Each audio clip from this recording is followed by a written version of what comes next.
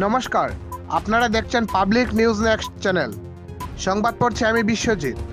Barkal block কংগ্রেসের উদ্যোগে বুধবার বড়কলা বাজারে কংগ্রেসের এক বিশাল নির্বাচনী সভা অনুষ্ঠিত হয়। সভায় বক্তব্য রাখতে গিয়ে শিলচর লোকসভা আসনের কংগ্রেস প্রার্থী সূর্যকান্ত সরকার বলেন, কেন্দ্র ও রাজ্যের বিজেপি সরকার তাদের প্রতিশ্রুতি পূরণে ব্যর্থ হয়েছে।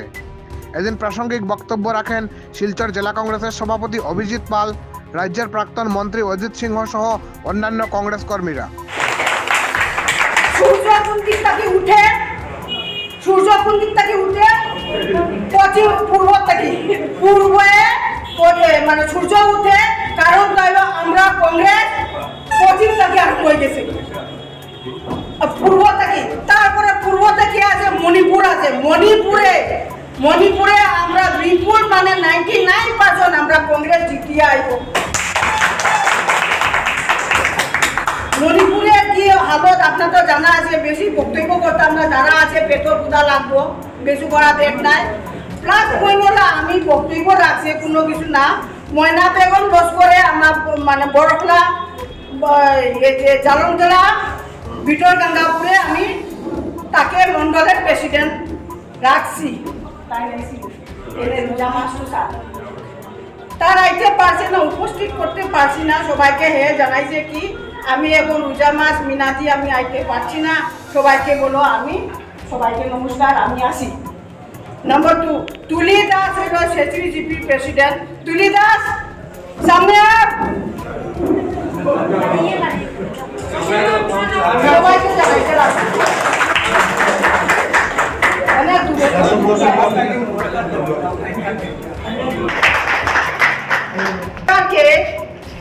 আমি সূর্যকান্ত সরকার সরকার তাই লেখা না, তারে দেখি আমি ভোট দিই না, হাতে চিহ্ন দেখি আমরা ভোট দিব। আমরা জাত লাগে না, পাট লাগে না, নদী জল একই রকম। তাই জন্য আমি বেশি বক্তব্য করতাম না, সবাইকে আমি নমস্কার আবার দিয়ে। প্রস্তুতি হিসাবে আজকের এই সভায় মাননীয় সভাপতি তথা বড়খলা ব্লক কংগ্রেস কমিটির সভাপতি জন্টু সরকার মহাশয়, সভায় উপস্থিত আছেন শিলচর জেলা কংগ্রেস কমিটির মাননীয় সভা পরিষদের সদস্যা নাজিমা এবং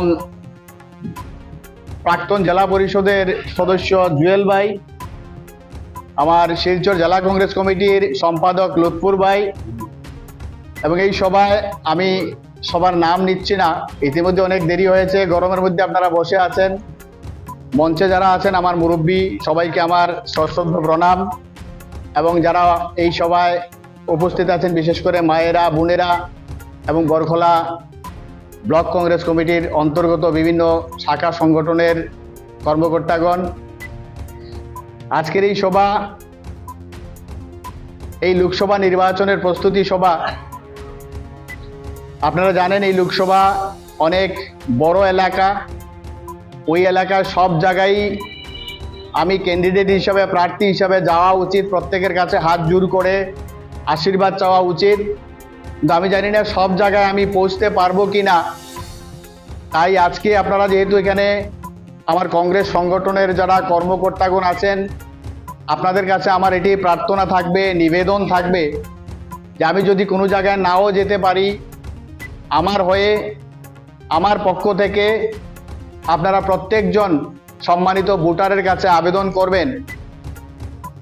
করবেন। এই জন্য আমরা প্রতি বছরই নির্বাচন করি, বিধানসভা নির্বাচন, লোকসভা নির্বাচন, কিন্তু আমি মনে করি এইবারের যে নির্বাচন এটা সাধারণত গতানুগতিক নির্বাচন না, এই নির্বাচনটা একটা সংগ্রামের মতো। এরকম সংগ্রাম, যে সংগ্রাম আমাদের যারা ভারতবর্ষের আমরা নাগরিক, প্রত্যেকজন নাগরিকের মৌলিক অধিকার বাঁচানোর সংগ্রাম। এই সংগ্রাম আমরা গণতান্ত্রিক দেশের এক একজন নাগরিক হিসাবে আমাদের গণতান্ত্রিক অধিকার রক্ষার সংগ্রাম। আমরা সবাই জানি একটা গণতান্ত্রিক রাষ্ট্রে সরকারের যে কর্তব্য এবং দায়িত্ব থাকে, সর্বপ্রথম জনসাধারণের সুবিধা, জনসাধারণের স্বার্থ দিকে লক্ষ্য রেখে কাজ করা।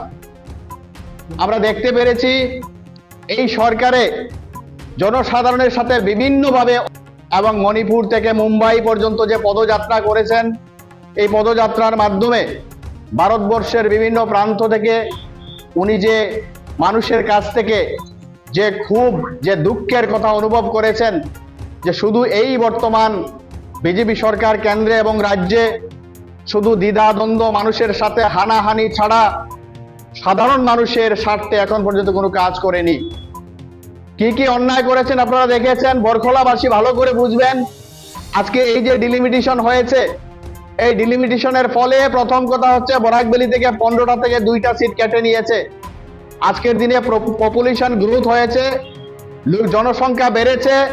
ওই জায়গাতে আমরা আশা করেছিলাম যে 15টা থেকে 16টা 17টা 20টা হবে বিধানসভা, এই জায়গাতে 15 থেকে 13টা করে নিয়েছে। আজকের দিনে ওদের স্বার্থে, তাদের দলীয় স্বার্থে প্রত্যেকটা বিধানসভার যে ডিমার্কেশন করেছে আপনারা দেখেছেন। এই জন্য বলছি যে গণতন্ত্র বিরোধী। গণতন্ত্রে কি করে মানুষের স্বার্থে জনসাধারণের কথা মতো, জনসাধারণের সুবিধা মতো সরকার কাজ করে, কিন্তু এই সরকার সম্পূর্ণভাবে জনবিরোধী এবং জনগণের স্বার্থকে উপেক্ষা করে কাজ করছে। এর প্রমাণ দেখুন, এই বরখলা বিধানসভাতে ওই ধলাইর নতুন বাজার মিজোরামের বর্ডার থেকে লোককে বরখলা ঢুকিয়ে দিয়েছে। জনসাধারণের স্বার্থে তখনই কাজ হয় যখন জনসাধারণ বলে আমাকে এটা করে দাও, আর জনসাধারণের কথায় যে কাজ হয় এটা বলে জনস্বার্থে কাজ। কি করছে তারা? প্রত্যেকটা ইলেকশনে আমরা দেখলাম কিছু প্রতিশ্রুতি দান করে, মিথ্যা প্রতিশ্রুতি। কি প্রতিশ্রুতি দিয়েছিল? 24 ঘন্টা বিদ্যুৎ। আজকে আমরা যারা হলে বসে আছি এটার প্রমাণ। 24 ঘন্টা বিদ্যুৎ নেই। বলেছিলেন যে চাকরি দেবে, প্রতি বছর 5 লক্ষ করে চাকরি দেবে, 25 লক্ষ। এই সরকার একটা টার্ম শেষ, দ্বিতীয় টার্ম শেষের পথে টোটাল চাকরি দিয়েছে 87,000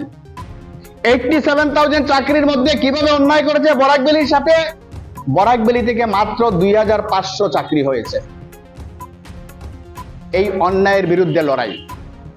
আজকের দিনে আমরা যারা ভারতবর্ষের জনসাধারণ, আমরা সংরক্ষিত ছিলাম, আমরা সুরক্ষিত ছিলাম। ভারতবর্ষের সংবিধান দেওয়া অধিকারে এই অধিকার ওরা ধ্বংস করতে যাচ্ছে। ভারতবর্ষের সংবিধান ধর্ম নিরপেক্ষ সংবিধান, কিন্তু আজকে আপনারা দেখবেন বিশেষ করে এই ডিলিমিটেশন প্রসেসে, বিশেষ করে মাইনরিটি মানুষকে এক সাইড করে, হিন্দু মানুষকে অন্য সাইড করে, এই যে খেলাটা, এই সম্পূর্ণ খেলাটা মানে মানুষের সাথে অন্যায়, বিভিন্ন সমাজ এবং জনগোষ্ঠীর সাথে অন্যায়। আমরা এই অন্যায়ের সাথে লড়াই। তাই আপনাদের কাছে অনুরোধ করব, রাজনৈতিক বক্তব্য আমার প্রাক্তন মন্ত্রী অজিত সিং মহাশয় বলেছেন, আমাদের মাননীয় এমএলএ সাহেব বলবেন, আমাদের জেলা সভাপতি বলবেন। আজকের দিনে আমি এতটুকুই বলবো যে চলুন এই নির্বাচনটাকে আমরা একটা আন্দোলন রূপরেখার মতো রূপ দেই, যে আন্দোলনের মধ্যে জাতি, গোষ্ঠী, বর্ণ নির্বিশেষে সবাই সম্মিলিতভাবে প্রচেষ্টার মাধ্যমে আমরা এইবার যাতে এই শিলচর লোকসভাটা আমরা কংগ্রেসের পক্ষে দিতে পারি এবং অন্যায় এবং অবিচারের বিরুদ্ধে আমরা লড়াই করে জয়ী হতে পারি।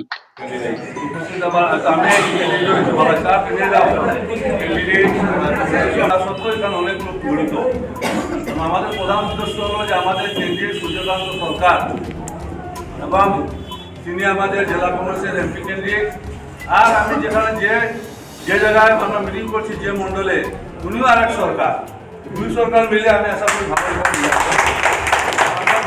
বিপদা আছেন, অভিজিৎ পাল আছেন, আমরা আছি, আমরা যারা সবাই মিলে কাজ করতে হবে। কথা ঠিক যে আজকে দেখা যায় কংগ্রেস সরকার বা কংগ্রেস দল যতদিন আছে তারা সব জাতি ধর্ম সবাই দল, সব জাতি, হিন্দু, মুসলিম, শিখ, খ্রিস্টান বা যত ধরনের জাতি আছে সব জাতিকে সঙ্গে নিয়ে চলে, এবং যার জন্য ভারতবর্ষে আজকে বিভিন্ন জায়গায় বিভিন্ন রকমের সাহায্য এবং সহযোগিতা করেছে।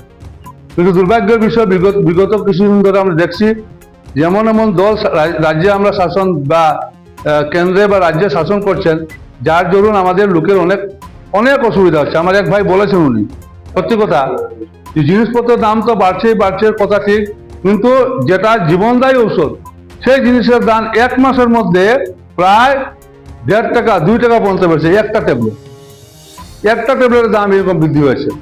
সেটা তো গরিব মানুষের জন্য অত্যন্ত সুখদায়ক না, এটা গরিবের জন্য অত্যন্ত দুঃখদায়ক। আজকে মূল কথা হচ্ছে সমাজে মানুষে প্রেম বা ভালোবাসা, সেই জিনিসটা হচ্ছে মূল কথা। আজকে সেই জিনিসটা এখন অনেক অভাব হয়েছে। আমাদের কংগ্রেস যারা আছেন, কংগ্রেসের লোক যারা আছেন, তাদের একটা কথা বলতে চাই যে আমরা সুন্দরভাবে মিলেমিশে কাজ করে যেভাবে হোক আমাদের সূর্য সরকারকে জিতাতে হবে। জিতানোর জন্য আমি ঘরে বসে স্লোগান দিতে হবে না। আমার এক ভাই বলেছেন, ঠিকই বলেছেন উনি, যে আজকে পরিশ্রম করে সেই জিনিসটা চাষ, যে আজকে আমরা সবাই মিলে সেই কাজটুকু করব। সেই কাজ করলে যেখানে জনগণের উপকার হয়, সঙ্গে আমাদের দলের উপকার হয়, এবং আপনার নিজের মানুষ যদি না যায়, নিজের মানুষ যদি এমপি না হয়, আমাদের সবার ক্ষতি। তার তো ক্ষতি আছেই, কিন্তু আমাদের দলের, জনগণের, কনস্টিটিউন্সির সবার ক্ষতি হবে। কারণ আমি অনেক আগে একবার মিজোরাম গিয়েছিলাম। সেই মিজোরামে 18 বছর কংগ্রেস আসেনি। তখন কংগ্রেসের লোকের অবস্থা আপনার দেওয়ালে লেগেছে, অবস্থা কাহিল। যাই হোক, তারপর সবাই জনগণ মিলে আজকে সেখানে সরকার এসছে। আসার পরে অনেক লোক ভালো হয়েছে আমাদের। ঠিক সেইভাবে এখন বর্তমানে যে আসাম সরকার চলছে, এমন একজন মুখ্যমন্ত্রী যিনি আমাদের কংগ্রেসে ছিলেন এবং কংগ্রেস থেকে গিয়ে ওখানে ওয়াশিং মেশিনে উনি হয়ে গেছেন বিজেপি, ভালো কথা। কিন্তু উনি যেভাবে বক্তব্য রাখছেন, সেই বক্তব্যগুলো একজন মুখ্যমন্ত্রীর পক্ষে মুখে শোভা পায় না। আজকে উনি বলছেন, সব জাতি ধর্মকে গালাগালি করছেন, বলছেন যে মুসলিম মানুষের ভোট লাগে না। আরে যে মুসলিম মানুষের ভোট লাগে না, তো বলো তো আমাদের মিটিংয়ে আসিও না, তোমাদের এখানে মিটিং করবো না। সেই জিনিসটা প্রকাশ্য বলা উচিত। সেটা উনি করেন না, এবং ভোট লাগে, ভোটের প্রয়োজন। অতএব আমাদের সবার সব জানা, এখানে বিস্তৃতভাবে বলে লাভ নেই। কি হচ্ছে কি হচ্ছে না, সব জিনিস মোটামুটি জানা। আজকে অরুণোদয় সমস্ত বলেছেন, অনেক লোক অরুণোদয় পায়নি, কিন্তু ওনারা দেখাচ্ছেন যে আজটা গ্রামকে গ্রাম সব অরুণোদয় পেয়ে গেছে। এটা সম্ভব না। কোনো সরকার সব মানুষকে, সব জাতিকে সব জিনিস দিতে পারে না। অতএব আমাদের সময় আমরা কল্পতরু দিয়েছিলাম, কংগ্রেসের পক্ষে সবাইকে কল্পতরু দেওয়া সম্ভব হয়নি। এটা সম্ভব না, মিথ্যা কথা বলে লাভ নেই। আজকে যেভাবে বলা হচ্ছে, আপনারা দেখেছেন যে গ্রামকে গ্রাম নাকি অরুণোদয় দেওয়া হয়ে গেছে, অমুক দেওয়া হয়েছে, তমুক দেওয়া হয়েছে। যত দেও, কিন্তু কিছু না কিছু মানুষ থেকে যায়। আজকে যে বাড়িতে 12 জন 14 জন লোক, সে বাড়িতে মাত্র 5 জনকে লোককে রেশন কার্ড দেওয়ার চাল, ঠিক না? 5 জন যদি রেশন চাল পায়, আরো যে বাকি 8 জন তারা কি খাবে? সেটাকেও তো সরকার দেখা উচিত। যে খালি মুখে বললে তো হবে না, সেটা বিচার করতে হবে। এবং সেই বিচারে দেখা যায় যে আমাদের অনেক লোক এখন অনেক পিছপড়া আছে। আমাদের দুর্ভাগ্য যে আমাদের বরাক উপত্যকায় চাকরি বলে কিছু নেই। আমাদের লোক, কি হিন্দু, কি মুসলমান, কি মণিপুরি, কি কোনো জাতির চাকরি আমাদের লোক এখানে পায় না। আপনার বিভিন্ন অফিসে গিয়ে দেখবেন, ফোর্থ গেটের মানুষরা ব্রহ্মপুত্র থেকে এসে এখানে চাকরি করছেন, 6 মাস হচ্ছে, আবার ট্রান্সফার করে নিয়ে যাচ্ছেন। এটা কি ভালো কথা? কংগ্রেস আমলে কোনোদিন এরকম হয়নি। এবং সবচেয়ে দুর্ভাগ্যজনক ঘটনা, যেখানে যে 14 জন বা 12 জন আমাদের বিজেপির এমএলএ বা মন্ত্রী আছেন, তারা মুখ মুটে বসে আছেন, মুখ দিয়ে কোনো তারা প্রকাশ করেন। এটা ভালো না। যেখানে প্রতিবাদ করা উচিত সেখানে প্রতিবাদ করতে হবে। আজকে আর সময় কম, দীর্ঘ বক্তব্য রাখছি না। আশা করি যে আপনারা সবাই মিলে কংগ্রেসের প্রার্থীকে বিপুল ভোটে জয়দান করবেন। এতক্ষণ আমাদের সঙ্গে থাকার জন্য আপনাদের জানাই আন্তরিক অভিনন্দন, প্রীতি, শুভেচ্ছা ও ভালোবাসা। পাবলিক নিউজ নেক্সট নিউজ চ্যানেলটিকে বাড়িয়ে নিয়ে যেতে আপনাদের পরামর্শ, সাহায্য, সহযোগিতা একান্ত কাম্য। আপনাদের আশীর্বাদ আমাদের নিউজ চ্যানেলটি আগামী দিনে আরও বাড়িয়ে নিয়ে যেতে সাহায্য করবে। পাবলিক নিউজ নেক্সট নিউজ চ্যানেলের পক্ষ থেকে আপনাদেরকে জানাই ধন্যবাদ।